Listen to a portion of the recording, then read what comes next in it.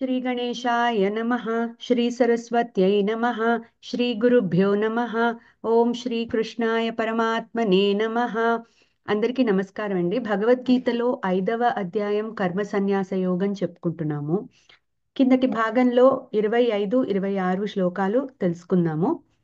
ఈ భాగంలో 27, 29 శ్లోకాలు తెలుసుకుందాము. ఒకసారి గుర్తు చేసుకుంటే కిందటి భాగంలో చెప్పినట్టు భగవానుడు ఈ అధ్యాయం ముగించి 6వ అధ్యాయమైన ధ్యాన యోగానికి కావాల్సిన పునాది 27 నుంచి 29వ శ్లోకాలలో వేస్తున్నారు. ఒకసారి టూకీగా ఈ అధ్యాయము యొక్క సారాంశాన్ని గుర్తు చేసుకుందాము. అంటే 26వ శ్లోకం వరకు ఈ అధ్యాయంలో ఏం చెప్పాలో అది చెప్పేశారు. 27, 28, 29 శ్లోకాలు నెక్స్ట్ అధ్యాయానికి పునాదిలా ఉంటాయి. అందుకని ఒక్కసారి ఈ అధ్యాయంలో అసలు ఏం చెప్పారో ఒక్కసారి గుర్తు చేసుకుని ఈ 3 శ్లోకాలు తెలుసుకుందాము. ఈ అధ్యాయం మొదట్లో ఆశ్రమ సన్యాసం గొప్పదా లేకపోతే కర్మయోగం గొప్పదా అనే అర్జునుడి ప్రశ్నకు భగవానుడు కర్మయోగమే గొప్పదని చెప్పారు. ఈశ్వరార్పణ బుద్ధి, సమబుద్ధి, ప్రసాద బుద్ధితో కర్మలను నిస్వార్థంగా ఆచరిస్తే చిత్తశుద్ధి లభిస్తుందని చెప్పారు. దాని ద్వారా జ్ఞానప్రాప్తి, యథార్థ సన్యాస ప్రాప్తి, మోక్ష సిద్ధి, చివరకు మోక్షం కూడా లభిస్తాయని చెప్పారు. ఒక్కసారి గుర్తు చేసుకుందాము. 15, 16వ శ్లోకాలలో ఆత్మజ్ఞానము, పరమాత్మ తత్వజ్ఞానంతో కర్మయోగి అతడి అజ్ఞానాన్ని పోగొట్టుకుని తన మనస్సులో పరమాత్మను దర్శిస్తాడని చెప్పారు. అంటే పరమాత్మ యొక్క ప్రత్యక్షానుభూతి పొందుతాడు. పరమాత్మ యొక్క ప్రత్యక్షానుభూతితో అతడి సందేహాలన్నీ తొలగిపోయి పరమాత్మ జ్ఞానం యందు స్థిరంగా ఉండి ఈ లోకంలోనే మోక్ష స్థితిని పొందుతాడని చెప్పారు. 17వ శ్లోకంలో పరమాత్మని అనుభవానికి తెచ్చుకున్నటువంటి యోగి ఈ లోకంలోనే జీవన్ముక్తుడిగా ఉంటాడని చెప్పారు. దేహం పడిపోయాక మళ్ళీ తిరిగి రాని పరంధామానికి చేరతాడు. అంటే మోక్షాన్ని పొందుతాడని చెప్పారు. ఇప్పుడు ఇంకా 18 నుంచి 26వ శ్లోకం వరకు ఒక జీవన్ముక్తుడికి ఈ ప్రపంచాన్ని చూస్తున్నప్పుడు కలిగే అనుభూతి వివరించారు. ఇక్కడ జీవన్ముక్తుడు అంటే కర్మయోగి జీవన్ముక్తుడు అయినప్పుడు అతడికి ఈ ప్రపంచం ఎలా కనిపిస్తుందో ఈ 18 నుంచి 26వ శ్లోకం వరకు వివరించారు. ఇప్పుడు అర్జునుడికి మన వంటి వారికి కూడా కర్మయోగం అతి త్వరగా ఫలించి జీవన్ముక్త స్థితికి వెళ్ళడానికి ధ్యాన యోగం బాగా సహాయపడుతుందని చెప్తున్నారు. ధ్యానము ఒక కర్మయోగికి జ్ఞానం నందు స్థిరంగా ఉండడానికి కావాల్సిన మానసిక శక్తిని ఇస్తుంది. శ్రవణం, మననం, తర్వాత నిధిధ్యాసన, ఈ 3 కర్మయోగికి కర్మ సన్యాస యోగానికి వెళ్ళడానికి ఉపయోగపడతాయని మనం తెలుసుకున్నాము. శ్రవణము గురువు నుంచి వింటాడు, మననము అది గురువు నుంచి కానీ స్వాధ్యాయంతో కానీ శ్రవణము, మననము అంటే ఈ తెలుసుకున్న విషయాలని మళ్ళీ మళ్ళీ గుర్తు చేసుకోవడం, విచారణ చేయడం. కానీ ఆ తర్వాత 3వ స్టెప్ అయిన నిధిధ్యాసన అనేది ధ్యాన యోగంలోనే సాధ్యపడుతుంది. ఇప్పుడు ఈ ఈ నిధిధ్యాసన పరమాత్మని అనుభవానికి తెచ్చుకోవడానికి చాలా అవసరము. చిత్తశుద్ధితో పాటు చిత్త ఏకాగ్రతను ప్రసాదించి జ్ఞాన మార్గంలో నిలుపుతుంది ఈ ధ్యాన యోగం. 6వ అధ్యాయంలో ధ్యాన యోగం గురించి భగవానుడు విస్తారంగా చెప్తారు. ఇక్కడ 27 నుంచి 29వ శ్లోకం వరకు ధ్యాన యోగం గురించి సూత్రప్రాయంగా అందిస్తారు. అంటే అసలు అదేంటి అన్నది మనకి ఒక 3 శ్లోకాల్లో చెప్తారు. చెప్పి ఈ అధ్యాయాన్ని ముగిస్తారు. సో ఒకసారి ఈ 3 శ్లోకాలను ఇప్పుడు తెలుసుకుందాము. ముందుగా 27వ శ్లోకము. స్పర్శాన్ కృత్వా బహిర్బాహ్యాన్ చక్షుశ్చైవాంతరే భ్రువోః ప్రాణాపానౌ సమౌ కృత్వా నాసాభ్యంతరచారిణౌ. స్పర్శాన్ కృత్వా బహిః బాహ్యాన్ చక్షుః చ ఏవ అంతరే భ్రువోః ప్రాణ అపానౌ సమౌ కృత్వా నాస అభ్యంతర చారిణౌ. 28వ శ్లోకం కూడా కలిపి చదువుకున్నాక రెండిటి అర్థం తెలుసుకుందాము. 28వ శ్లోకము. యతేంద్రియ మనో బుద్ధి మునిర్మోక్ష పరాయణః విగతేచ్ఛా భయ క్రోధః యస్ సదా ముక్త ఏవ సహ. 27వ శ్లోకము యొక్క పద విభజన చూద్దాము. సారీ, 28వ శ్లోకం యొక్క పద విభజన చూద్దాం.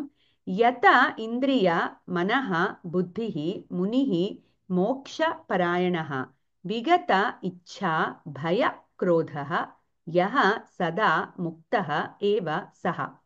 ముందు ఈ రెండు శ్లోకాల యొక్క పదాల వివరణ తెలుసుకుందాం, తర్వాత తాత్పర్యం తెలుసుకుందాం. స్పర్శాన్ కృత్వా బహిః బాహ్యాన్ చక్షుః చ. ఒక్క నిమిషం, సారీ.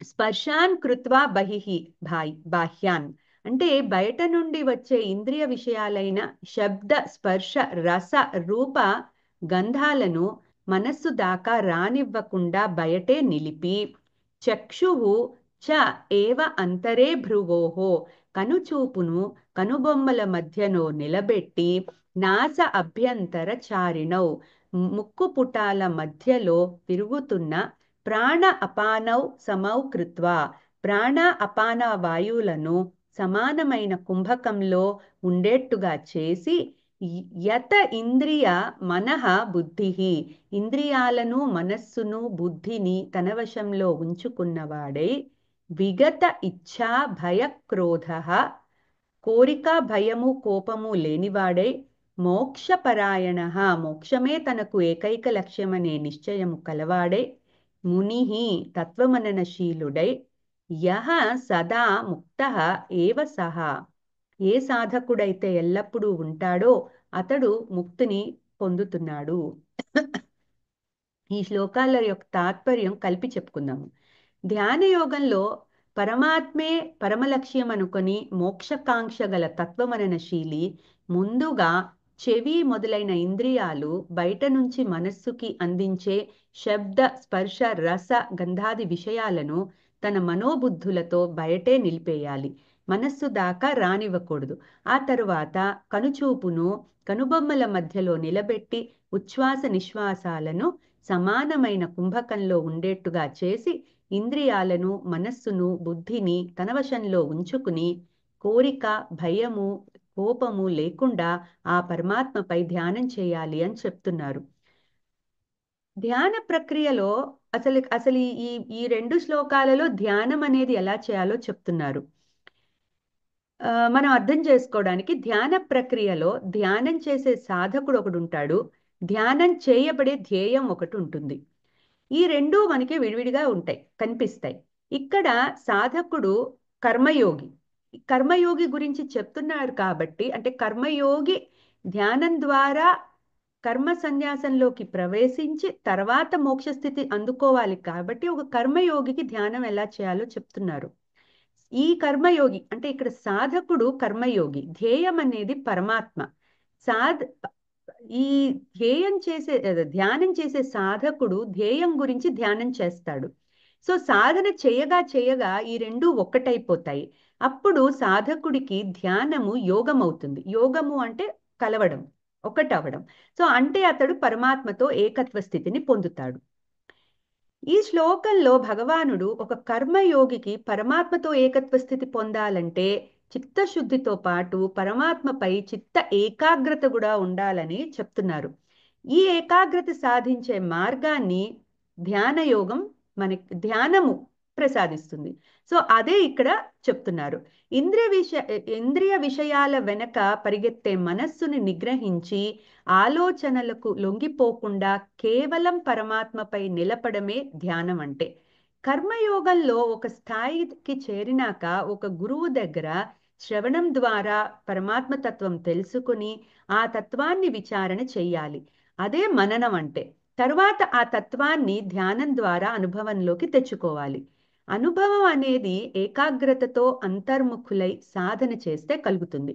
సాధన తీవ్రత బట్టి సాధకులకు అనుభవాలు కలుగుతూ ఉంటాయి. కానీ ముందు సాధకుడికి కర్మయోగం నుండి జ్ఞాననిష్ట ద్వారా మోక్షము పొందాలంటే మోక్షకాంక్ష బలంగా ఉండాలి. బాహ్య ప్రపంచం నుండి విముఖుడై ఉండాలి. ప్రాపంచిక విషయాలు అతడిని చలింపకుండా అన్ని ఇంద్రియ విషయాలను వివేక బుద్ధితో నివారించాలి. వాటిని మనస్సు దాకా వెళ్లకుండా నిగ్రహించాలి. మనసు సంకల్ప వికల్పాలకు స్థానం కాబట్టి బయట విషయాలు మనస్సును చేరకుండా జాగ్రత్త పడాలి. ఈ విధంగా నిశ్చయాత్మక బుద్ధి కూడా పరమాత్మపై నిలుస్తుంది. దీంతో పాటు కోరిక, కోపము, భయము వంటి వికారాలు పూర్తిగా వదిలేసేయాలి. ఈ మూడిటి విషయంలో సాధకులు ఎప్పుడూ అప్రమత్తంగా ఉండాలి. ఎంతటి సాధకులనైనా అవి ఆధ్యాత్మిక మార్గంలో కింద పడేస్తాయి. వీటిని జయించడానికి నిష్కామ కర్మ యోగమే చక్కటి మార్గము. నిష్కామ కర్మ యోగంతో మనస్సు శుద్ధమవుతుంది గనుక వీటికి మనస్సులో స్థానము ఉండదు. అందుకే సాధకులు కర్మయోగాన్ని చక్కగా ఆచరిస్తే ఈ వికారాలు క్రమంగా తగ్గిపోతాయి. ఒకటి గుర్తుపెట్టుకోవాలి, కర్మయోగంతో మనస్సు శుద్ధపరుచుకున్న సాధకులకే భగవానుడు బోధించే ధ్యాన యోగం బాగా ఉపయోగపడుతుంది. మనస్సు శుద్ధంగా లేకపోతే ధ్యానము అంతగా ఫలించదు. ఇంకా ఏకాగ్రత కుదరాలంటే ఇంకొంచెం ప్రయత్నం అవసరం. నిత్యము ప్రాపంచిక విషయాలతో ఇంద్రియాలు సంపర్కం చెందుతూ ఉంటాయి కాబట్టి వాటి విషయంలో ఎప్పుడూ అప్రమత్తులై ఉండాలి అని భగవానుడు సూచిస్తున్నారు. ఈ వికారాలు ఏమాత్రం ఉన్నా అవి చిత్తశుద్ధిని, చిత్త ఏకాగ్రతను కూడా చెడగొట్టేస్తాయి. అందుకే ఈ విషయాన్ని ఇక్కడ మళ్ళీ మళ్ళీ నొక్కి చెప్తున్నారు. ఈ విధంగా మనస్సుని, బుద్ధిని పరమాత్మపై నిలిపాక ఏకాగ్రత నిలవడానికి ప్రాణాయామ పద్ధతిని చేర్చుకోమని చెప్తున్నారు. ప్రాణాయామ పద్ధతిలో కంటి చూపును కనుబొమ్మలకు, ముక్కుకు గల సంధిస్థానంలో నిలిపినప్పుడు సాధకుడి దృష్టి ఏకాగ్రంగా నిలబడుతుందని చెప్తున్నారు. అటు ఇటు పోకుండా ఉంటుంది. తరువాత ముందు దృష్టిని పరమాత్మపై ఏకాగ్రంగా ఉంచగలగాలి. అది ఎప్పుడు సాధ్యపడుతుందంటే కనుబొమ్మల చూపుని కనుబొమ్మల మధ్యలో నిలపగలిగితే ఆ ఏకాగ్రత అనేది కుదురుతుంది అని చెప్తున్నారు. తరువాత హెచ్చు తగ్గులుగా సాగే ఉచ్ఛ్వాస నిశ్వాసాలను అంటే ప్రాణ అపాన వాయువులను సమత్వ స్థితిలోకి తెచ్చుకోవాలి. మనము లోపలికి తీసుకునే గాలి, బయటికి వదిలేసే గాలి మనం అబ్జర్వ్ చేస్తే మనం ఇన్హేల్ చేసుకునేది ఒకటి ఉంటుంది, ఎక్సైల్ చేసేది ఒకటి ఉంటుంది. సో ఈ రెండిటిని సమానంగా ఉంచాలంటున్నారు. సో ఈ గతిని, లోపలికి తీసుకునే గాలి యొక్క గతి, బయటికి వదిలేసే గాలి యొక్క గతిని మనం గమనిస్తూ ఉండాలట. దీన్ని సహజ ప్రాణాయామం అంటారు. ఇంకొక రకమైన ప్రాణాయామంలో కుడివైపు ముక్కు నుండి తీసుకున్న గాలిని ఎడమవైపు ముక్కు నుండి వదిలేయాలి. అట్లాగే ఎడమవైపు ముక్కు నుండి తీసుకున్న గాలిని కుడివైపు ముక్కు నుంచి వదిలేయాలి. దీన్ని సూర్యచంద్ర నాడీ భేదన ప్రాణాయామం అంటారు. తరువాత కుంభక ప్రాణాయామం అభ్యసించాలి. ఈ ప్రాణాయామంలో వాయువులను కుంభకంలో నిలబెట్టాలి. అంతర్కుంభకం, బాహ్య కుంభకం అని రెండు పద్ధతులు ఉంటాయి. అంతర్కుంభకంలో లోపలికి పీల్చుకున్న గాలి లోపలే కొంతసేపు నిలబెట్టాలి. అట్లాగే బాహ్య కుంభకంలో బయటకి వదిలేసే గాలి బయటే నిలబెట్టాలి. కుంభకం ఎక్కువసేపు నిలిచే కొద్దీ సాధకుల ఏకాగ్రత పెరిగి ఇంద్రియ నిగ్రహం బలపడుతుందని చెప్తున్నారు. అయితే ఇవి ఎవరికి ఇష్టం వచ్చినట్టు వాళ్ళు చేయకూడదు. ప్రయత్నపూర్వకంగానే చెయ్యాలి, కాకపోతే ఒక గురువు సహాయంతోనే చేయాలి. ప్రాణ అపాన వాయువులు సమస్థితిలో ఉంటే అది మానసిక ప్రశాంతతకు సంకేతం అని చెప్తున్నారు. మనస్సులో ఆలోచనలు వేగంగా ఉన్నప్పుడు ఈ రెండు వాయువులు సమస్థితిలో ఉండవు. అందుకే ప్రాణాయామ పద్ధతి మనస్సును నిగ్రహించడానికి బాగా ఉపయోగపడుతుందని చెప్తున్నారు. ఇవన్నీ జ్ఞాన మార్గంలో నిలకడ సాధించడానికి కర్మయోగికి అవసరం. ధ్యానము కర్మయోగికి మనస్సుని, బుద్ధిని పరమాత్మపై నిలిపి సాధన చేయడానికి సహాయపడుతుంది. ఇప్పుడు ప్రస్తుతం ఈ రెండు శ్లోకాల్లో ధ్యానం ప్రక్రియ ఎట్లా చేయాలి అన్నది చెప్పారు. ముందు వాళ్ళ ఏకాగ్రతను కనుబొమ్మల మధ్యలో నిలబెట్టాలి. ఆ తర్వాత ప్రాణవాయువుని, అపానవాయువుని సమస్థితిలో ఉంచాలి. ఈ రెండు చాలా ఫస్ట్ బేస్ పాయింట్స్ అన్నమాట. సో ఇది స్టార్టింగ్. ఇక్కడ ఈ రెండు శ్లోకాలలో ఇంతవరకే చెప్పారు. సో అసలు ధ్యానం అంటే ఏంటి అన్నది ఇక్కడ ఒక ఇంట్రొడక్షన్ ఇచ్చారు. తర్వాత 6వ అధ్యాయంలో దీని గురించి విస్తారంగా చెప్తారు. సో ప్రస్తుతానికి ఇక్కడ కర్మయోగి హయ్యర్ లెవెల్కి వెళ్ళాలి అంటే ఈ ధ్యాన పద్ధతిని అనుసరించాలి. ఈ ధ్యాన పద్ధతి ఇది బేస్ పాయింట్ అన్నమాట. ఇట్లా స్టార్ట్ చేయాలి ధ్యానము అనేది. ఇంకా ఇది ధ్యానం చేసే పద్ధతి. తర్వాత ఇప్పుడు ఎవరి గురించి ధ్యానం చేయాలి? ధ్యేయం ఒకటి ఉండాలి, అది పరమాత్మ అని మనం ముందే చెప్పుకున్నాం. అయితే పరమాత్మ గురించి ఎట్లా ధ్యానం చేయాలో 29వ శ్లోకంలో చెప్తున్నాడు. 29వ శ్లోకం. భోక్తారం యజ్ఞతపసాం సర్వలోకమహేశ్వరం సుహృదం సర్వభూతానాం జ్ఞాత్వా మాం శాంతిమృచ్చతి. ఈ శ్లోకం యొక్క పదవిభజన తెలుసుకుందాం. భోక్తారం యజ్ఞ తపసాం సర్వలోక మహా ఈశ్వరం సుహృదం సర్వభూతానాం జ్ఞాత్వా మాం శాంతిం రుచ్చతి. సో ఇప్పుడు ఇక్కడ ఈ పదాల యొక్క అర్థం తెలుసుకుందాం ముందు. భోక్తారం యజ్ఞ తపసాం, యజ్ఞాలను తపస్సులను అనుభవించే వాడిని గాను, సర్వలోక మహా ఈశ్వరం, సమస్త లోకాలకు సర్వశ్రేష్ఠుడైన అధిపతిగాను, సుహృదం సర్వభూతానాం, సమస్త జీవులకు మిత్రుడిగాను, జ్ఞాత్వా మాం శాంతి మృచ్చతి, తెలుసుకుని ఆ విషయాన్నే మననం చేసుకుంటూ శాశ్వత శాంతి అయిన ముక్తిని పొందుతున్నాడు. ఈ శ్లోకంలో తత్వమననశీలి అయిన కర్మయోగి పరమాత్మను యజ్ఞాలను తపస్సులను అనుభవించేవాడిగాను, సమస్త లోకాలకు సర్వశ్రేష్ఠుడైన అధిపతిగాను, సమస్త జీవులకు మిత్రుడుగాను తెలుసుకుంటాడు. పరమాత్మ యొక్క ఈ తత్వమును ఎల్లప్పుడూ మననం చేసుకుంటూ ధ్యానిస్తూ పరమశాంతి అయిన ముక్తిని పొందుతున్నాడు అని చెప్తున్నారు. సో ఇప్పుడు ఈ శ్లోకంలో భగవానుడు కర్మయోగం ద్వారా చిత్తశుద్ధిని పొందిన ఒక తత్వమననశీలి ఎల్లప్పుడూ పరమాత్మ తత్వమును తెలుసుకుని దానినే మననం చేసుకుంటూ ఏ విధంగా మోక్షాన్ని పొందుతున్నాడో చెప్తున్నారు. ఒక రకంగా అతడు ఒక సాంఖ్యయోగ స్థితిని ఎట్లా పొందుతాడో చెప్తున్నారు. ఒక మననశీలి అయిన కర్మయోగి పరమాత్మను యజ్ఞాలను తపస్సులను భోక్తగా అంటే అనుభవించే వాడిగా, సమస్త లోకాలకు సర్వశ్రేష్ఠుడైన అధిపతిగా, సమస్త జీవులకు మిత్రుడుగా 3 విధాలుగా తెలుసుకుంటాడు. మొదటిది చూద్దాం. యజ్ఞాలను తపస్సులను భోక్తగా అనుభవించేవాడు, అంటే భోక్తగా స్వీకరించేవాడు. అనుభవించడం కాదు, స్వీకరించేవాడు. ఈ లోకంలో మానవులు అనేక రకాలైన యజ్ఞాలు తపస్సులు చేస్తారు. యజ్ఞాలు త్యాగంతో కూడిన కర్మలు, అవి దేవతలను ఆరాధించే విధానాలు. తపస్సులేమో మనస్సుని ఏకాగ్రం చేసే నియమ విధానాలు, అంటే అది ఎవరికి వాళ్ళు పెట్టుకునే విధానాలు, నియమ నిష్టలు. యజ్ఞాలు చేసేటప్పుడు స్వార్థం ఉండదు, లోకహితం కోసం చేయాలి. యజ్ఞము అంటే హోమము అనే ఒక అర్థము. హోమంలో అగ్ని ద్వారా దేవతలకు నెయ్యి, సమిధలు మొదలైన ద్రవ్యాలు సమర్పిస్తాము. దేవతలు ఆ యజ్ఞం ద్వారా తృప్తి చెంది ప్రపంచానికి కావాల్సినవి అందిస్తారు. మనం గనక గుర్తు చేసుకుంటే 3వ అధ్యాయం 14వ శ్లోకంలో చెప్పినట్టు దేవతలు యజ్ఞాలతో సంతోషం చెంది వర్షాలు కురిపిస్తారు.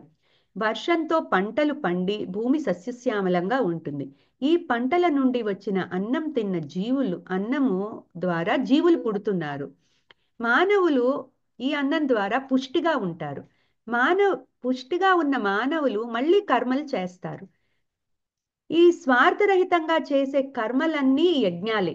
ఈ కర్మలు ఎక్కడ చెప్పబడ్డాయి అంటే వేదంలో చెప్పబడ్డాయి. వేదం ఎక్కడి నుంచి వచ్చిందంటే పరమాత్మ నుంచి వచ్చింది. సో ఈ కర్మలన్నీ కూడా ఈ స్వార్థరహితంగా చేసే కర్మలన్నీ యజ్ఞాలే అని, యజ్ఞాలకి మరో అర్థము. ఇప్పుడు యజ్ఞాలంటే ఒకటి హోమం అని, రెండోది స్వార్థరహితంగా చేసే కర్మలన్నిటినీ యజ్ఞాలే అంటారు. ఈ ప్రతి మానవుడు 5 యజ్ఞాలు చేయాలని చెప్తున్నారు. దేవయజ్ఞం, పితృయజ్ఞం, ఋషి యజ్ఞం, భూత యజ్ఞం, మనుష్య యజ్ఞం. ఈ పంచయజ్ఞాలు స్వార్థరహితంగా చేయాల్సిందే. వీటి వల్ల వారు భగవంతుడు వారికి ఇచ్చిన దాంట్లో కొంత ప్రకృతి రూపంలో ఉన్న పరమాత్మకే తిరిగి ఇచ్చిన వాళ్ళవుతున్నారు. ఈ ప్రపంచమే పరస్పరం ఇచ్చిపుచ్చుకునే రీతిలో నడుస్తుందని పరస్పరం భావయంతః అని 3వ అధ్యాయం 11వ శ్లోకంలో చెప్పారు. అంటే యజ్ఞరూప కర్మల వల్లే ఈ ప్రపంచం నడుస్తోంది అని మనం చెప్పచ్చు. అయితే ఈ యజ్ఞాలలో మనం సమర్పించినవి ఎవరు తీసుకుంటారు? అన్ని దేవతల రూపంలో పరమాత్మే స్వీకరిస్తాడని భగవానుడు చెప్తున్నారు. అట్లాగే తపస్సుల ద్వారా మనం చేసే కార్యాలన్నీ కూడా పరమాత్మే స్వీకరిస్తాడు. తపస్సు అంటే నియమనిష్టలు అని అనుకోవచ్చు. ఇప్పుడు పంచయజ్ఞాలు రోజు క్రమం తప్పకుండా చెయ్యాలి అనే నియమం ఒక తపస్సే అవుతుంది. నిత్యము నేను పూజ చేస్తాను అనుకోవడం ఒక తపస్సే అవుతుంది. నేను నిత్యము నిజమే మాట్లాడతాను, ఎవరిని నొప్పించను అని అనుకోవడం ఒక తపస్సే అవుతుంది. అట్లాగే నేను ఎప్పుడు శుద్ధంగా ఉంటా, మానసికంగా శారీరకంగా కూడా అలా అనుకోవడం కూడా ఒక తపస్సే అవుతుంది. సో ఇవన్నీ ఏంటంటే నియమనిష్టలు, ఎవరికి వాళ్ళు పెట్టుకున్న నియమనిష్టలు, వాటిని తపస్సులు అనొచ్చు మనం. అంటే తపస్సులు అంటే ఒక రకంగా ప్రిన్సిపల్డ్ లివింగ్ అని మనం అనుకోవచ్చు. ఆస్టెరిటీస్ అని కూడా అంటారు. అంటే ప్యూర్గా చేసే పనులు అన్నమాట. సో వీటి వల్ల మనసు శుద్ధంగా ఉంటుంది.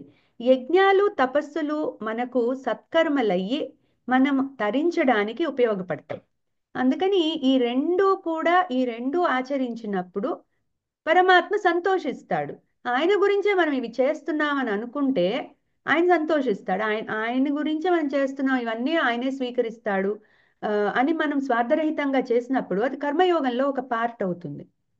అట్లాగే అందుకే భగవానుడు ఇప్పుడు ఏం చెప్తున్నారంటే తత్వమననశీలి అయిన కర్మయోగి పరమాత్మను ఈ విధంగా తెలుసుకుని అట్లాగే జీవిస్తూ తన అంతిమ లక్ష్యమైన మోక్షాన్ని కూడా పొందుతున్నాడని చెప్తున్నారు.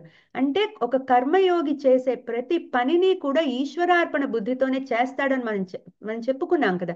సో అంటే ఏంటి? ఇప్పుడు తను చేసే ఈ యజ్ఞ రూప కర్మ గాని, తపస్సు రూపమైన కర్మ గాని, ప్రతిదీ కూడా పరమాత్మ కోసమే చేస్తున్నాడు. తనకి వచ్చేదేం లేదు అందులో. ఏదైనా వస్తే తీసుకుంటాడు, అది ప్రసాద బుద్ధి. కానీ తను ఒక కోరికతో చెయ్యడు. అది ఆ యాటిట్యూడ్ తో చేసినప్పుడు అతను మోక్షార్హుడు అవుతున్నాడు అనమాట. తర్వాత ఇది మొదటిది. రెండోది ఏంటి? సర్వలోక మహా ఈశ్వరం అని చెప్తున్నాడు. అంటే పరమాత్మను ఆ విధంగా తెలుసుకుంటున్నాడు. ఇప్పుడు మానవ లోకం నుంచి బ్రహ్మలోకం వరకు అనేక లోకాలు ఉన్నాయని మనకు తెలుసు. సో అయితే ఆయా లోకాలలో దేవతలు అధికారులుగా ఉంటారు. అయితే వీళ్ళందరినీ ఎవరు నియమిస్తున్నారు? ఎవరు అదుపు చేస్తున్నారు? వీళ్ళందరూ కూడా ఆ వీళ్ళందరి పైన పరమాత్మ ఉన్నాడు. సో పరమాత్మ వీళ్ళందరికీ సర్వోన్నత అధికారిగా ఆ ఉన్నాడు. ఈ విధంగా పరమాత్మని తెలుసుకుని ఎవరైతే అంటే ఏ కర్మయోగి అయితే ధ్యానిస్తున్నారో, అంటే కర్మయోగి ఈ విధంగా పరమాత్మని తెలుసుకుని ధ్యానిస్తాడు. ఇప్పుడు మనకి భగవానుడు తన యొక్క విభూతులన్నీ చెప్తాడు 10వ అధ్యాయంలో. మనం అక్కడికి వచ్చినప్పుడు ఇంకొంచెం విస్తారంగా చెప్పుకుందాం. కానీ ప్రస్తుతానికి ఏంటంటే 10వ అధ్యాయమైన విభూతి యోగంలో భగవాను తన విభూతులన్నీ చెప్తారు. అంటే ఈ ప్రపంచమంతా తన అంశే అని చెప్తారు. సో ఈ తత్వమననశీలి అయిన కర్మయోగి సృష్టిలో ప్రతి అణువు పరమాత్మ విభూతిగానే చూస్తాడు. పరమాత్మను ఈ విధంగా సమస్త లోకాలకు ఈశ్వరుడిగా తెలుసుకుంటాడు. ఈ విధంగానే ధ్యానం చేస్తాడు. సో ఎక్కడ ఏ వస్తువు కనపడ్డా అందులో పరమాత్మే కనిపిస్తాడు. ఇది మనం 18వ శ్లోకంలో కూడా చెప్పుకున్నాం, విద్యా వినయ సంపన్నే ఆ శ్లోకంలో.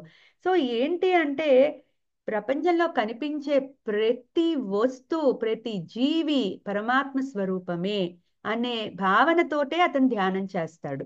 తర్వాత ఈ సర్వోన్నతకారి ఈ ఈ ఈ అన్నిటికీ అధికారి అయిన పరమాత్మ ఎవరి పట్ల పక్షపాతము లేకుండా ప్రత్యుపకారము కోరకుండా అందరికీ అన్ని వేళలా ఉపకారమే చేస్తూ ఉంటాడట.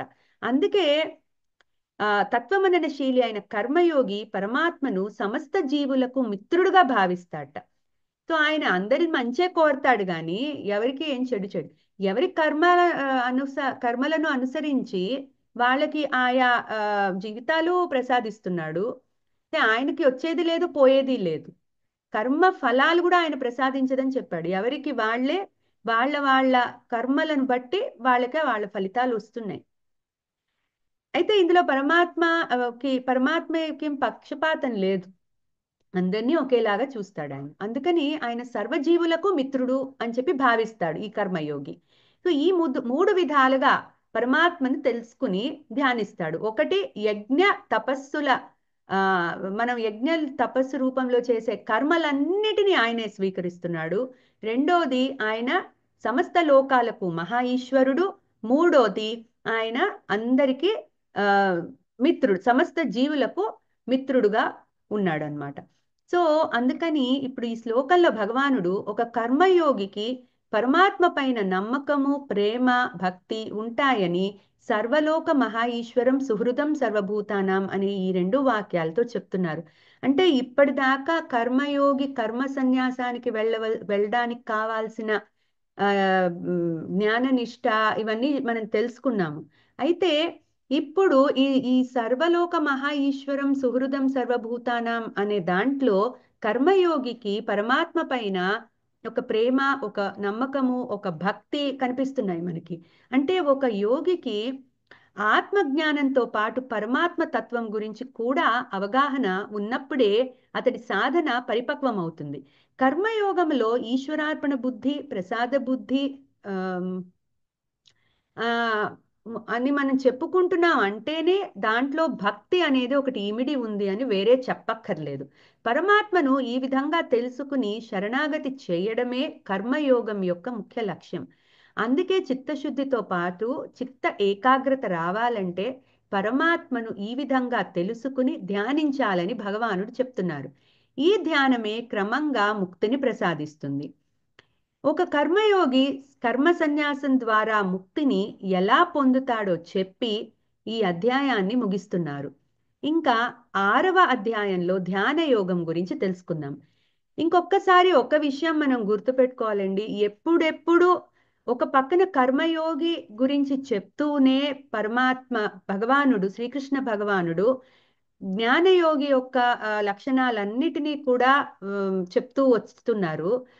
అయితే ఇవి ఎందుకు చెప్తున్నారంటే ఒక సాధక లెవెల్లో ఉన్న ఒక అంటే కర్మయోగి సాధకుడు లెవెల్లో ఉన్నప్పుడు ఈ విషయాలు గనక తెలుసుకుంటే, అంటే ఒక జ్ఞాని ఎలా ఉంటాడు, ఎలా ప్రవర్తిస్తాడు అన్న విషయాలు గనక తెలుసుకుంటే అవి సాధకుడికి సాధన పాయింట్స్ అవుతాయి. అంటే అది ఎప్పుడు కూడా మైండ్లో ఓహో జ్ఞాని ఇలా ఉంటాడు గాను, ఇలా ప్రవర్తిస్తాడు గాను, ఇలా ఆలోచిస్తాడు గాను అన్నవి మనకి తెలిసినప్పుడు ఇది మనకి 2వ అధ్యాయం నుంచి కూడా పరమాత్మ కృష్ణ పరమాత్మ తీసుకుంటున్న రూట్.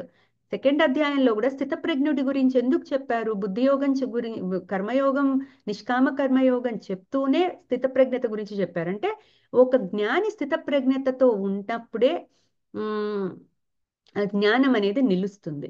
సో జ్ఞానానికి కర్మయోగం హేతువు, జ్ఞానం నుంచే ముక్తి పొందాలి. సో కర్మయోగం నుంచే జ్ఞానము, జ్ఞానం నుంచే ముక్తి. ఈ రూట్ ఎప్పుడూ మర్చిపోకూడదు. సో కర్మయోగంలో ఉన్న వాళ్ళందరూ కూడా నెక్స్ట్ లెవెల్కి వెళ్ళాలంటే వాళ్ళు ఎలా ఉంటారో తెలిస్తే వాళ్ళు ఆ లక్షణాలను మెల్లమెల్లగా ఇంబైబ్ చేసుకుని వీళ్ళు కూడా సాధనతో ఆ స్టేట్కి వెళ్తారన్న ఉద్దేశంతో శ్రీకృష్ణ పరమాత్మ అర్జునుడికి మనకి కూడా ఈ 2 పాయింట్స్ కలిపి చెప్తూ ఉంటారు. సో మనకి ఏది కర్మ యోగికి చెప్తున్నారు, ఏది జ్ఞాన యోగికి చెప్తున్నారు అని ఒక్కొక్కసారి కన్ఫ్యూజన్ వస్తుంది. కానీ ఆ క్లారిటీ కూడా క్లియర్గానే ఉంటుంది. బట్ మనం ఏంటంటే ఎక్కడికక్కడ అనలైజ్ చేసుకుంటూ మనం ఎక్కడ ఫిట్ అవుతున్నాం అన్నది చూసుకోవాలి.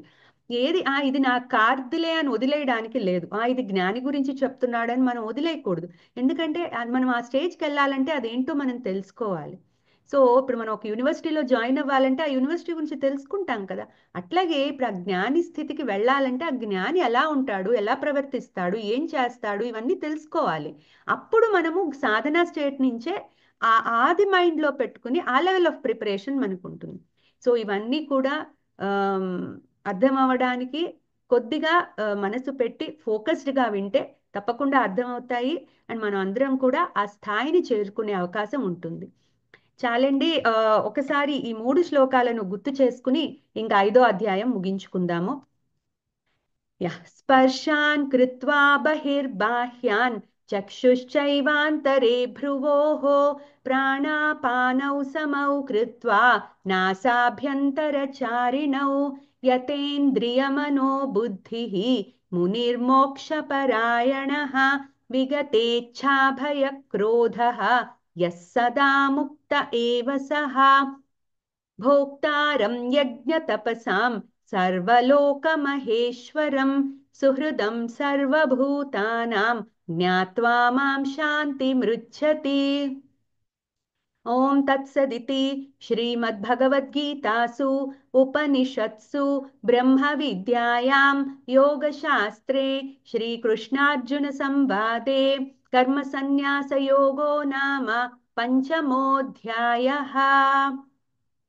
एतत् फलं श्री సద్గురు దివ్య చరణారవిందార్పణమస్తు. సర్వం శ్రీకృష్ణార్పణమస్తు. వచ్చే భాగంలో 6వ అధ్యాయంతో కలుసుకుందాము. ధన్యవాదాలు.